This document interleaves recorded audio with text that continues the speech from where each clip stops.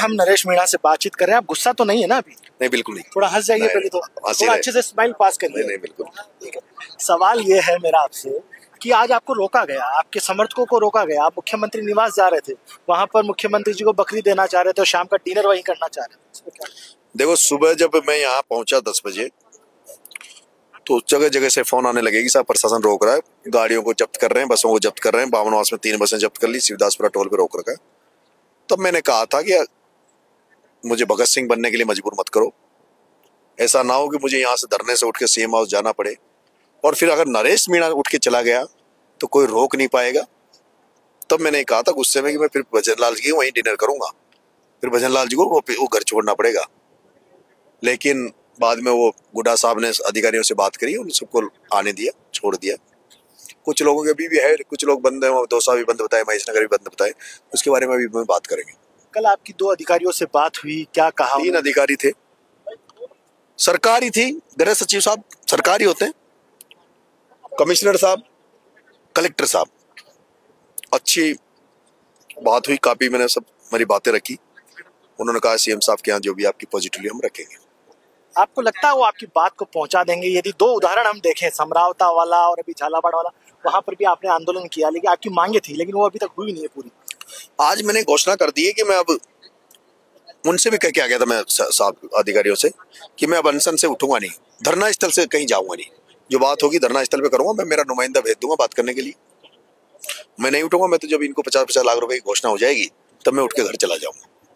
कल तक आप कह रहे थे कि इनको मुआवजा नहीं मिलने का जिम्मेदार मुख्यमंत्री भजनलाल शर्मा, लेकिन अब आज कह रहे हैं कि वसुंधरा राजे और दुष्यंत है। अभी मुझे यहाँ की राजनीतिक परिस्थितियां जो पता लगी, वो राजनीतिक परिस्थितियां है कि भजनलाल जी चाहेंगे तो भी हमें कुछ दे नहीं पाएंगे। इसलिए मैं कह रहा हूँ सारी जिम्मेदारियां, इस आंदोलन की सारी जिम्मेदारी वसुंधरा जी की है। वसुंधरा जी चाहेंगी तो इनको पैसा मिल जाएगा। जब राजेंद्र गुडाए गधे को 60,000 रुपए दिला सकता है धरना देके, और वसुंधरा जी के एरिया में बच्चे मरे हैं, तो जिम्मेदारी तो वसुंधरा जी की बनती है। वसुंधरा जी अगर की जिम्मेदारी, जो कुछ भी इस घटनाक्रम में, आंदोलन में जो कुछ भी होगा, हित अहित जो भी होगा, उसकी जवाबदारी वसुंधरा जी की होगी। आपके पास एक फीडबैक भी है कि मुख्यमंत्री भजनलाल शर्मा झालावाड़ जा रहे थे, उनके पास, लेकिन वो रोका गया। कन्फर्म था, ये हेलीकॉप्टर बुक खड़ा हो गया था, सीएम साहब जा रहे थे, टीम चैनलों पे, अखबारों में, टीवी में खबरें आ गई थी, और भी पता नहीं क्यों कैंसिल हो गया।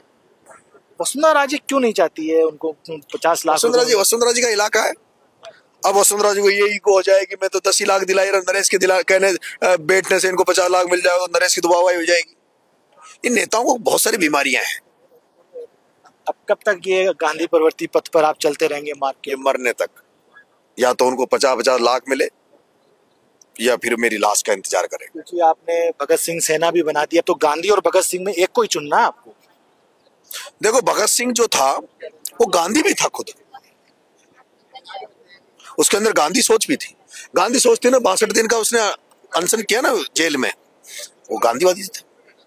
कभी कभी आप अपने समर्थकों के ऊपर चिल्ला जाते हो, गुस्सा हो जाते हो, फिर भी बुरा नहीं मानते। ट्रेनिंग दे रहा हूँ इनको, कोचिंग दे रहा हूँ। किसकी? भगत सिंह बनने की।